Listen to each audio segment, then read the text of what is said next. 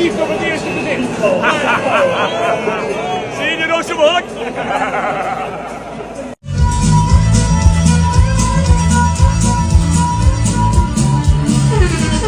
আসসালামু আলাইকুম ওয়া রাহমাতুল্লাহ।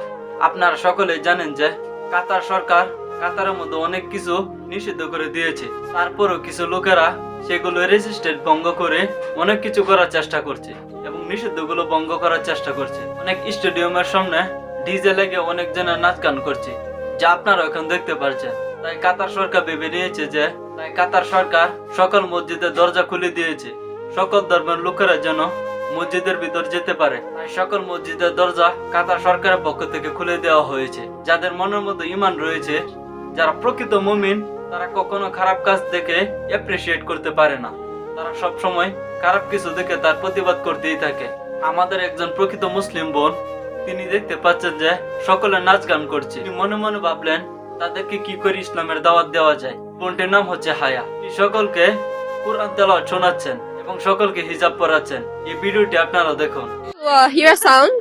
Oh, okay. And you'll just tell us how did you feel. Okay. Ready? Ready. Yes. Yeah, I'm ready. يا أيها الناس إنا خلقناكم من ذكر وأنثى وجعلناكم شعوبا وقبائل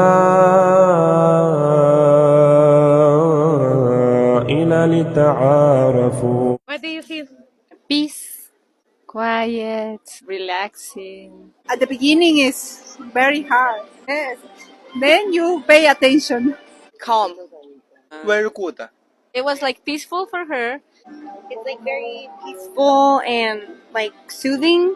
Like you could fall asleep to it, kind of, but beautiful. Relaxing. And he's saying it was more like a alabanza. Sounds nice and very majestuous, imponent. Very, very nice. Very peaceful, relaxing, good energy. Singing, praying. It's an Arabic song. Is it a prayer? From a mosque. It sounds similar to what they play like a few times a day. Is it a singing of the Quran?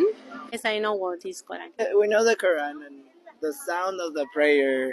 I mean, I don't know what it says or it means, but we've heard the sound before. আপনারা সকলে জানেন যে খেলা চলাকালীন সময় এবং খেলা থেকে বের হয়ে সকলে নাচ গান করে এবং অনেক উল্লাস করে।